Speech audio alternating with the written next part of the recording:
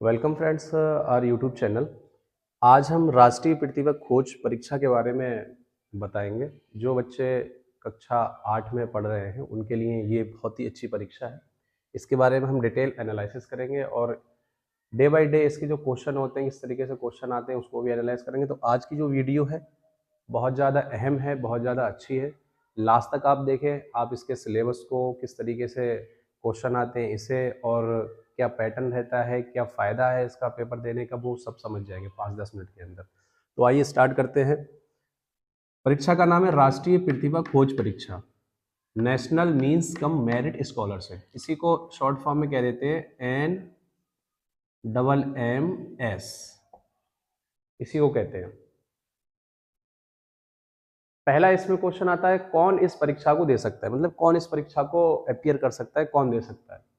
तो सरकारी स्कूल में कक्षा 8 में बच्चा पढ़ता हो, कक्षा 8 में पढ़ रहा हो, 7 उसने पास कर लिया हो, 8 में पढ़ता हो। आय यानी कि उसके परिवार की जो आय है, उसके पिता की जो आय है वो कितनी हो, 3.5 लाख से ज़्यादा ना हो। पिता की जो आय हो वो 3.5 लाख से ज़्यादा ना हो, इससे कम हो। ये इसमें हो गया। दूसरा इसका पॉइंट क्या है, स्कॉलरशिप कितनी मिलेगी, 12,000 प्रति वर्ष। कितने साल तक, 4 साल तक। ये आपको 4 साल तक मिलेगी। जब आप नवे में प्रवेश करेंगे, सरकारी स्कूल से पास होके, और ये परीक्षा जब पास कर लेंगे, नवे में प्रवेश करेंगे, तब आपको 12,000, 10वें में 12,000, 11वें में 12,000 और 12वीं कक्षा तक 12,000, यानी कि 12 चौक 48,000। ये आपको 48,000 रुपये मिलेंगे टोटल। टोटल कितने हो गए, 48 है। बहुत अच्छी है, फ्री एकदम, मतलब पढ़ने के आपको पैसे मिलेंगे। शिक्षा आज के दौर में, शिक्षा इतनी महंगी भी है। प्राइवेट स्कूल जो फीस के नाम पे और उनके कोर्स के नाम पे कितना लूट मचाए हुए हैं। तो ये कितनी अच्छी सुविधा गवर्नमेंट ने दे रखी है। अगर आप इसके बारे में जागरूक हैं तो इसका पेपर जरूर दें, अपने बच्चों को दिलवाएं। तीसरा इसका है, फॉर्म कब भरा जाएगा।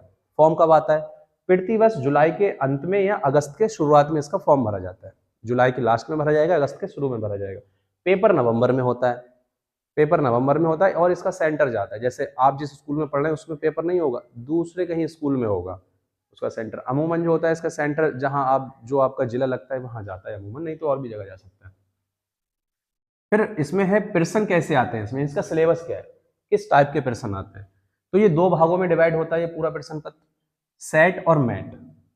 इसे कहते हैं स्कॉलिस्टिक एप्टीट्यूड टेस्ट, इसे कहते हैं mentally ability test, mental ability test, mental ability test. समय कितना होता है, 3 घंटे का होता है, 180 नंबर। ये होगा एक आपके 180 नंबर, समय 3 घंटे का आपको मिलता है। बहुत ही अच्छा। 7वें की किताबें आपको पढ़नी है और जो आप 8वें किताबें पढ़ रहे हैं वो किताबें आपको पढ़नी, तो आप देखेंगे कि आप आसानी से पेपर को क्रैक कर जाएंगे। और आप मान के चलें कि आपके अगर 100 नंबर आ जाते हैं 180 में से, आउट ऑफ 180 में से आप अगर 100 नंबर लेके आ रहे हैं, तो आप मान के चले क्वालिफाई हो जाएंगे। नहीं तो मिनिमम मैंने बता दी, नहीं तो बहुत आसान है। अगर आपने पढ़ा होगा तो 120 से 130, और बहुत से बच्चे तो 160 तक लेके आते हैं।